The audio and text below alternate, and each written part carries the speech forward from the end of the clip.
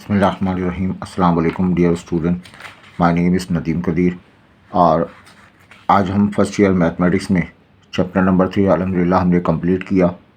इसका रिव्यू भी हमने आपको दिया। आज इसका एमसीक्यू हम देखते हैं। ये पेज नंबर 121 में बुक के एमसीक्यू हैं, ये हम आपको कराते हैं। They are important. 20 एमसीक्यू है, इन्हें देख लीजिएगा। लाजमी जो है इसके पार्ट्स एमसीक्यू बनेंगे। बेटा कहा जा रहा है unit vector in the direction of vector. ये वेक्टर आर आपको गिवन है 2i plus of J minus के, ये आपको गिवन है। इसका क्या मालूम करना है? यूनिट वेक्टर मालूम करना है। तो आप इसका मैग्नीट्यूड पहले बताइए। इस वेक्टर का मैग्नीट्यूड i कंपोनेंट का स्क्वायर 2 का स्क्वायर 4 हो जाएगा, प्लस इसका कोफिशिएंट 1 का स्क्वायर 1 हो जाएगा, इसका कोफिशिएंट -1 का स्क्वायर 1 आ जाएगा, रहेगा 6 के बराबर आएगा। हम जानते हैं किसी वेक्टर का यूनिट वेक्टर मालूम करना हो तो बेटा वेक्टर को डिवाइड कर दिया जाए उसके मैग्नीट्यूड से। वेक्टर ये पूरा लिखा जाएगा 2i प्लस जे माइनस का के, मैग्नीट्यूड की जगह √6। √6 को पीछे या आगे लिख सकते हैं 1/√6 2i प्लस जे माइनस के। चेक कर लें 1/√6 जो है ये इसका बी ऑप्शन जो है इसका करेक्ट हो जाएगा। ठीक है बेटा, आगे आइए। कहा जा रहा है the magnitude of A cross B represent dash of the parallelogram. Parallelogram हमारे पास है पॉइंट, इस शेप को पैरेललोग्राम का नाम देते हैं। इस पॉइंट पर दो वेक्टर हैं ए और बी। इस पैरेललोग्राम का कुछ ना कुछ एरिया होगा, है ना। उस एरिया को कैसे मालूम करते हैं? वेक्टर ए क्रॉस बी, उसका मॉडुलस ले लेते हैं। तो ये क्या कहलाता है? Magnitude of A cross B. Magnitude of A cross B represent dash of the parallelogram. तो ये किसको रिप्रेजेंट करता है? आपको याद है एरिया ऑफ पैरेललोग्राम को रिप्रेजेंट करता है। ठीक है, आगे बढ़ते हैं। वॉल्यूम ऑफ टेट्राहेड्रन, ये 3 ट्राइंगल है। यहाँ एक ट्राइंगल और बना लें, यहाँ ट्राइंगल यहाँ बना लें, एक पॉइंट यहाँ मिलेगा, वो उसका 4th वर्टेक्स कहलाएगा। ये वर्टेक्स ए है, वर्टेक्स बी है, वर्टेक्स सी है, वर्टेक्स डी है। और इसका फार्मूला क्या होता है? 1/6 vector A vector B, 3 vector दिए जाएंगे, वेक्टर सी। ये रिप्रेजेंट करता है वॉल्यूम ऑफ टेट्राहेड्रन को। तो वॉल्यूम ऑफ 1/6 ये पार्ट, सी पार्ट जो है इसका करेक्ट हो जाएगा। सही। अच्छा, ए डॉट बी क्रॉस सी ये कहलाता है स्केलर ट्रिपल प्रोडक्ट। क्या कहलाता है? Scalar triple product. इन चारों में किसके बराबर होगा? एक साइकिल प्रॉपर्टी आपको बताई थी, ये वेक्टर ए है। अच्छा, ये साइकिल वाली प्रॉपर्टी नहीं, A dot B cross C property ये है dot and cross can be interchange. Dot और क्रॉस को इंटरचेंज किया जा सकता है। A dot B cross C है, इस डॉट की जगह क्रॉस लिख देंगे हम, इस क्रॉस की जगह डॉट रिप्लेस कर दें, तो ये दोनों बराबर होते हैं। तो यहाँ क्या लिखा है बताइए? ये लिखा हुआ है क्रॉस बी डॉट सी। तो ये वाला ऑप्शन जो है वो, ये वाला ऑप्शन करेक्ट है। A dot B cross C जो है बराबर है A cross B dot C के बराबर है। डॉट एंड क्रॉस को इंटरचेंज किया जा सकता है। अब आइए, A and B are parallel. दो वेक्टर हैं, वेक्टर ए वेक्टर बी, अगर पैरेलल हो जाए उनके दरमियान एंगल 0 के बराबर होता है। ए डॉट बी निकालना है, by definition magnitude of A magnitude of B cos of theta. Magnitude A को ए लिख सकते हैं, बी लिख सकते हैं, कॉस ऑफ थीटा, थीटा की जगह 0। कॉस 0 की वैल्यू बेटा 1 के बराबर होती है। तो A dot B A dot B, इसका जवाब जो है वो ए बी के बराबर हासिल हो जाएगा। ये वाला इसका जवाब हो जाएगा ए बी के बराबर होगा। आई होप ये क्लियर है। इसके बाद देखें, आसान से क्वेश्चन है बेटा, ये ज़रूर प्रैक्टिस कीजिएगा थोड़ी सी। 3 वेक्टर्स हैं A B C are coplanar. आपको बताया गया कि आपके पास ये जो है वो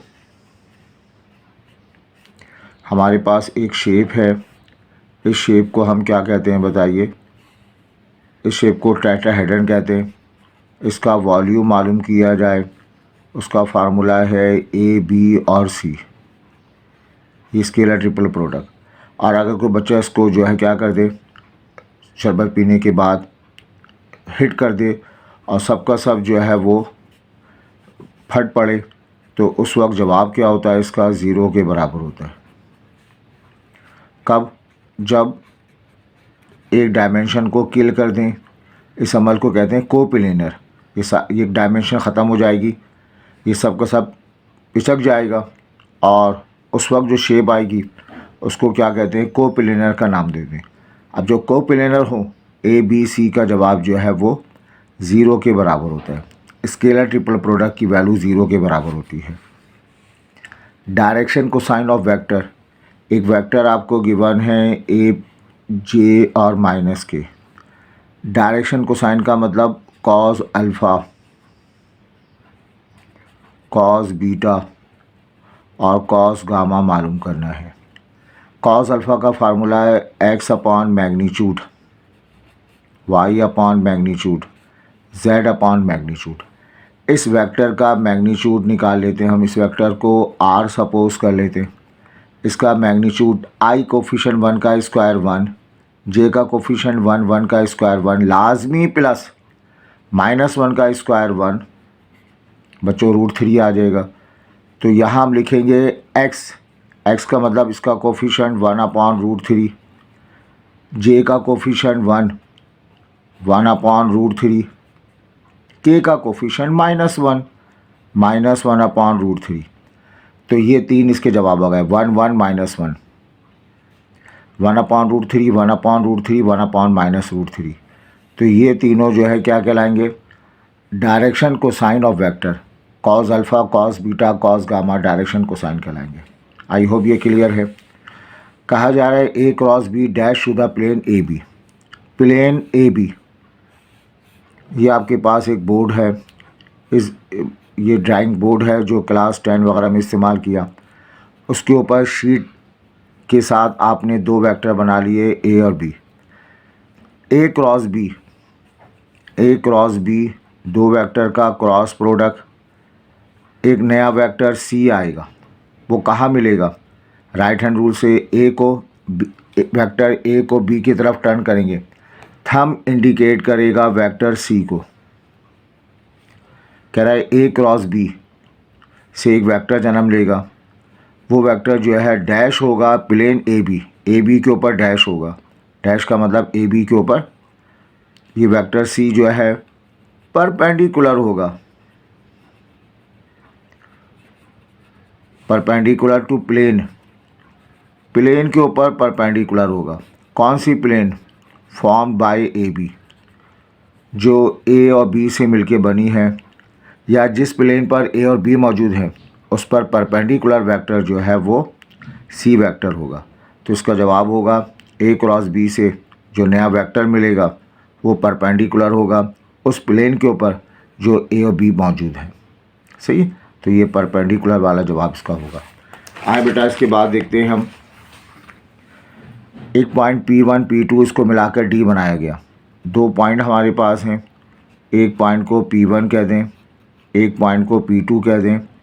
P1 की वैल्यू 0 0 और 1, P2 की वैल्यू -3 1 और 2।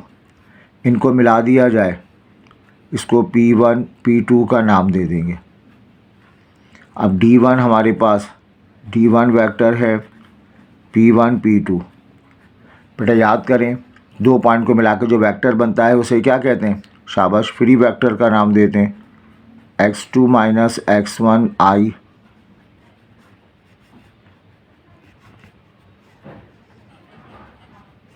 ये फार्मूला इसका है Z2 माइनस Z1 के। सही। अब क्या होता है, फाइनल में से इनिशियल को सब्ट्रैक्ट कर देते हैं। ये पॉइंट x1 y1 z1, ये point x2 y2 z2, x2 minus x1 का मतलब फाइनल में से इनिशियल सब्ट्रैक्ट करेंगे। -3 -0। फिर क्या कहता है, y2 माइनस y1, ये y1, ये पॉइंट पहला पॉइंट है, दूसरा आखिरी पॉइंट है y2 माइनस y1, 1 -0। फिर फाइनल में से इनिशियल सब्ट्रैक्ट कर देंगे, 2 - 1 -3i प्लस ऑफ j, यहाँ 1 बचा, 1 मल्टीप्लाई होगा k। तो इस d1 की वैल्यू -3i j के साथ। अब इसका मैग्नीट्यूड पूछा जा रहा है, इसका मैग्नीट्यूड आ जाएगा -3 का स्क्वायर बताइए 9 लाजमी, प्लस इसका कोफिशिएंट 1 का स्क्वायर 1, इसका कोफिशिएंट 1 का स्क्वायर 1। तो बच्चों इसका जवाब 11 आ जाएगा। तो आपके पास जो है वो 11 इसका रिज़ल्ट आएगा। आई होप ये क्लियर है। अब आपसे पूछा जा रहा है P गिवन है, Q गिवन है, P माइनस Q का मैग्नीट्यूड, ये P माइनस Q इनके डिफरेंस का मैग्नीट्यूड। तो P की वैल्यू क्या है, 4i 6k minus 6i minus 4j। पहले हम इनको मालूम कर लें, बाद में इनका मैग्नीट्यूड निकाल लेते हैं। अभी हम मैग्नीट्यूड नहीं निकाल रहे, अभी हम P माइनस Q निकालें। इस माइनस साइन को ओपन कर देंगे, 4i 6k minus 6i minus minus 4j।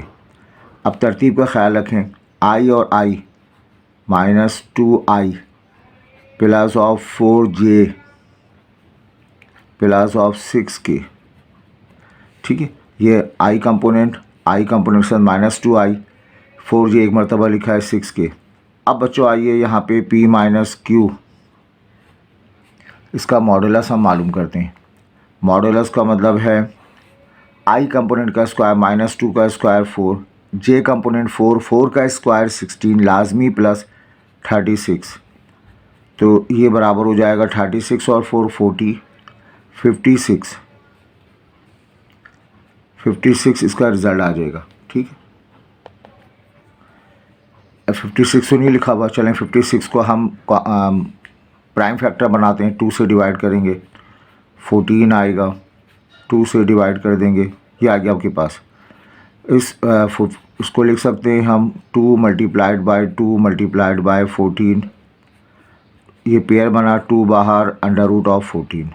तो इसका रिज़ल्ट जो है वो 2 √14 के बराबर हासिल हो गया। ठीक है, आगे बढ़ते हैं हम।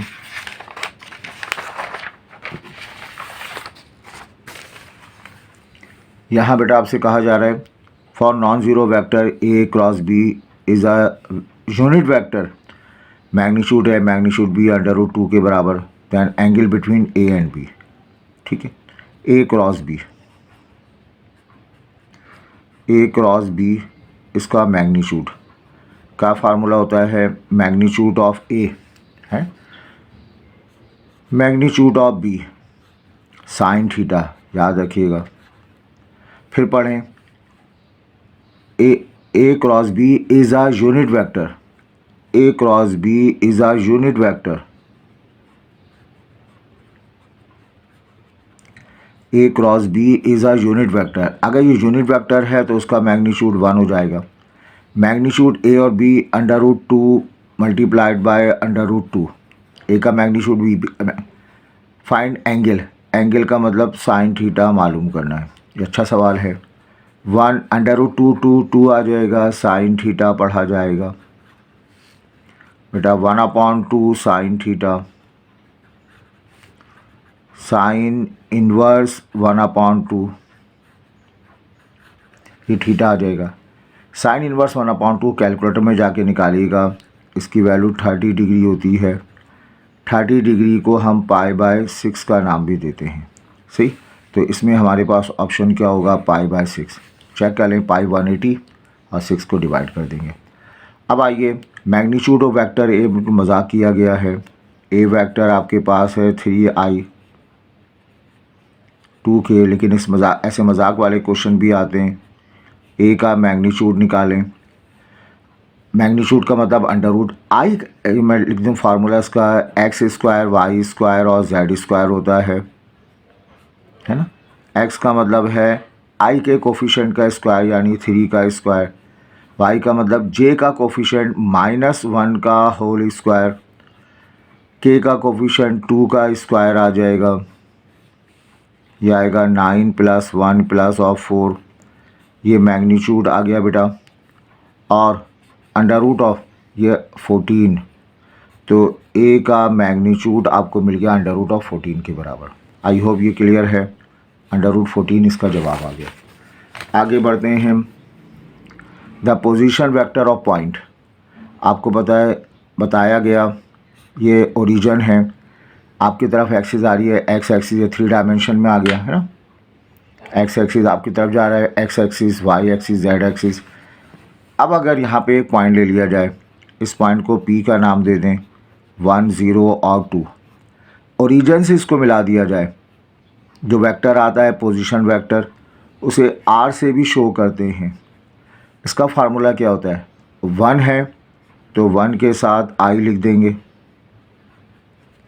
0 है 0 के साथ जे लिख देंगे, 2 है 2 के साथ के रिप्लेस कर देंगे। तो वेक्टर आर की वैल्यू आई 1 आई हो जाएगा, ये 0 ना लिखें, 2 के 0 से 0 हो जाएगा ये, तो आई + 2 के, ये जो है इसका जवाब हो गया। 0 से मल्टीप्लाई होकर 0 हो गया, इसको स्किप कर दें अगर हम, तो 2 के इसका जवाब आ जाएगा। बेटा आइए यहाँ पर, if O be the origin, O P and O Q दो वेक्टर हैं, पी क्यू मालूम करना है। ये भी आसान सा सवाल है। ये ओरिजिन है, ओ पी, बेटा ये पॉइंट पी है, इसको मिला दिया जाए, ये ओ पी वेक्टर आ जाएगा। ओ क्यू, क्यू एक पॉइंट है, इसको मिला दिया जाए तो एक वेक्टर ओ क्यू आपको मिल जाएगा। देन पी क्यू, पी और क्यू को मिला देंगे, ये वेक्टर पी क्यू आपको मिल जाएगा। आपको बताया था मैंने, अगर P Q vector free vector मालूम करना हो, बाद में क्यू लिखा हुआ है तो क्यू के पोजीशन वेक्टर को पहले लिखेंगे, फिर ए लिखा हुआ है, फिर पी लिखा हुआ है, पी का पोजीशन वेक्टर बाद में लिखेंगे। पी क्यू है तो स्टार्ट करेंगे क्यू के पोजीशन वेक्टर से, पी का पोजीशन वेक्टर क्यू, इसका पोजीशन वेक्टर को ओ क्यू से शो किया गया है, पी इसके पोजीशन वेक्टर को ओ पी से शो किया गया है। ओ क्यू की वैल्यू हमारे पास मौजूद है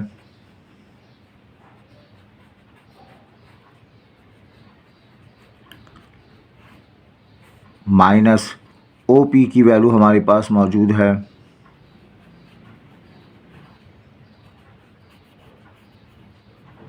सही। और बेटा इसको आप सिंप्लीफाई कर लें, अगर ये 5 में से 2 जाएगा तो 3i हो जाएगा, ये 4 - 3 का मतलब j पढ़ा जाएगा, -3 और प्लस का 4 प्लस का k आ जाएगा। ये हमें पी क्यू वैक्टर हासिल हो गया 3 1 1, ये 3 1 1, ये ऑप्शन जो है सी ऑप्शन जो है ये इसका करेक्ट होगा। ठीक है बेटा, अब आते हैं बेटा, इन्हें एमसीक्यू को तैयार करने में थोड़ी मेहनत लगती है, आपसे रिक्वेस्ट है इसको ज़रूर दोस्तों के साथ शेयर करेंगे। अब ये आई जे के का क्रॉस प्रोडक्ट, आई जे के क्रॉस प्रोडक्ट में आप साइकिल बना लें, पहले आई लिख लें, फिर जे लिखा जाए और फिर के लिखा जाए, सही साइकिल बना ली आपने। के क्रॉस जे, ये के है,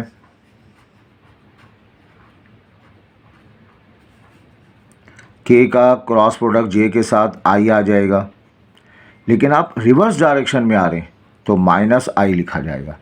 पहले आई जे के बनाएंगे, एंटी क्लॉकवाइज बनाएंगे, फिर आप देखेंगे के क्रॉस जे, तो के और जे का क्रॉस प्रोडक्ट आई आएगा। रिवर्स डायरेक्शन में पूछा है तो -i लिखेंगे, तो ये इसका जवाब आ जाएगा। आगे बढ़ते हैं, कहा जा रहा है a क्रॉस b और a डॉट b बराबर है। Angle between them A cross B, A dot B बराबर है। ए क्रॉस बी का formula magnitude A magnitude B sine theta होता है। ए का formula magnitude of A magnitude of B cos theta होता है। दोनों कैंसिल हो जाएंगे, sine theta cos theta. Sine theta cos theta बराबर नहीं होते, ये सिर्फ बराबर होंगे जब एंगल 45 डिग्री हो।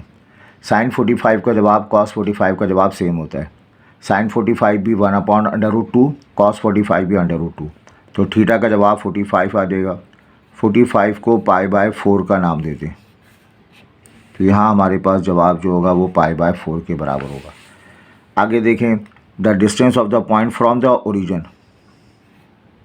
ये ओरिजिन है, ये पॉइंट है, इसके कोऑर्डिनेट -3, 4 और 5 हैं। इस पॉइंट का यहाँ तक का डिस्टेंस मालूम करना है, लेंथ मालूम करना है। इसको ज्वाइन कर दें, ये पोजीशन वेक्टर बन जाएगा। i कंपोनेंट -3i, j जो है 4j प्लस ऑफ 5k, ये पोजीशन वेक्टर। यहाँ से यहाँ तक की लेंथ मालूम करनी है, मतलब मैग्नीट्यूड मालूम करना है, मैग्नीट्यूड मालूम करना है। i कंपोनेंट i यानी -3 का स्क्वायर 9 हो जाएगा, 16 25, तो बेटा 25 25 50 हो जाएगा। 50 को मैं क्या लिख सकता हूँ, 25 मल्टीप्लाइड बाई 2। 25 का मतलब 5/√2, तो मैग्नीट्यूड कह लो या डिस्टेंस कह लो, यहाँ से लेके यहाँ तक का डिस्टेंस 5/√2, ये इसका 5/√2 जवाब आ जाएगा। आई होप ये क्लियर है। बस बेटा एंडिंग पर हैं हम। ये कहा जा रहा है the vector have initial point and final point. ये पॉइंट इनिशियल पॉइंट ए कह लें, ये फाइनल पॉइंट बी कह लें। इसकी वैल्यू दी हुई है 2, 5 और 0, और इसकी वैल्यू दी हुई है -3, 7 और 4। The vector having initial and terminal point, ये इनिशियल पॉइंट टर्मिनल पॉइंट इसको मिला दिया जाए। इनिशियल पॉइंट से स्टार्ट करेंगे, टर्मिनल पॉइंट पे ख़त्म करेंगे, इसको वेक्टर फॉर्म दी जाए। ऐसे वेक्टर को फ्री वेक्टर कहते हैं। x2 - x1i, y2 - y1j, और बेटा यहाँ पर z2 - z1k। सही। अब ये इनिशियल पॉइंट, ये फाइनल पॉइंट। अब इस फाइनल पॉइंट में से इनिशियल पॉइंट को सब्ट्रैक्ट कर दें। x फाइनल में से इनिशियल पॉइंट सब्ट्रैक्ट करेंगे, -3 - 2 तो बनेगा -5i बन जाएगा। 7 में से 5 सब्ट्रैक्ट करेंगे, 7 - 5 2j बन जाएगा। फाइनल में से इनिशियल सब्ट्रैक्ट करेंगे, z2 - z1 4 - 0 4k आ जाएगा। -5i plus 2j plus 4k, तो ये जो है बेटा इसका जवाब आ जाएगा -5i 2j और 4k। अब आइए, a का मैग्नीट्यूड, b का magnitude, a dot b 0, a dot b 0, ये बड़ी इंपॉर्टेंट प्रॉपर्टी है। बताया था टू वेक्टर a और b अगर परपेंडिकुलर हों उनका डॉट प्रोडक्ट 0 के बराबर होता है। दैट इम्प्लाइज परपेंडिकुलर होने का मतलब उनके दरमियान एंगल कितना बन रहा है, 90। a डॉट b 0 गिवन है, मतलब उनका डॉट प्रोडक्ट 0 हो जाएगा। a क्रॉस b मालूम करना है बेटा। a क्रॉस b का formula magnitude of a magnitude of b sine theta होता है। क्वेश्चन के मुताबिक a का मैग्नीट्यूड 10 के बराबर है, b का मैग्नीट्यूड 2 के बराबर है। साइन थीटा की जगह 90 रिप्लेस करेंगे। कैलकुलेटर में साइन 90 1 के बराबर होता है। 10 2 1, 10 2 ज़ा 20, 20 1 ज़ा 20, तो इसका जवाब जो है वो 20 के बराबर हो जाएगा।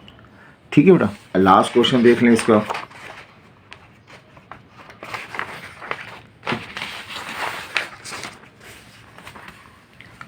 The number of vectors of unit length perpendicular to plane form by A and B. फिर देखें, एक प्लेन बना लें, इस प्लेन बना लें हम। इस प्लेन के ऊपर जो है वेक्टर ए है, ये वेक्टर बी है। अब क्या करना है, नंबर ऑफ़ वेक्टर्स पता नहीं कितने वेक्टर बनेंगे। यूनिट लेंथ, जिसकी लेंथ यूनिट हो, परपेंडिकुलर टू प्लेन, इस प्लेन के ऊपर जो है वो यूनिट वेक्टर कितने बनेंगे। इमेजिन करें ये आपके पास बोर्ड है, ड्राइंग बोर्ड है, इसके ऊपर थंब पिन या ऑल पिन जो है, जो इस तरह की ऑल पिन है, ये जो है वो यूनिट वेक्टर है। आप इस प्लेन के ऊपर कितनी ऐसी पिन लगा सकते हैं। आप कह सर यहाँ लगा दें, यहाँ लगा दें, यहाँ लगा दें, ये सारी पिन आपने लगा दी।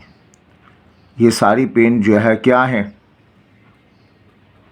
इस प्लेन के ऊपर परपेंडिकुलर है। कितनी पिन हैं, एक हैं, दो हैं, तीन हैं, बहुत सारी हैं, बहुत सारी को इनफाइनाइट का नाम देते हैं। तो इसका जवाब हो जाएगा। आई होप ये क्लियर है। तो अल्हम्दुलिल्लाह हमारा ये चैप्टर कंप्लीट हो गया। इसके एमसीक्यू भी आपको करा दिए, और ज़रूर आप इन एमसीक्यू को जो है 102 मरतबा देखें, अपने दोस्तों के साथ शेयर करें। और बेटा सब्सक्राइब तो ज़रूर करें, विदाउट सब्सक्रिप्शन ना देखें, हमारी रिक्वेस्ट है, ताकि हमारी हौसला अफजाई हो। और जो है वो प्रैक्टिस करें इसकी, अपने कमेंट से आगाह करें। दुआ है अल्लाह ताला आपको अच्छे नंबर से कामयाबी अता फरमाए। Thank you.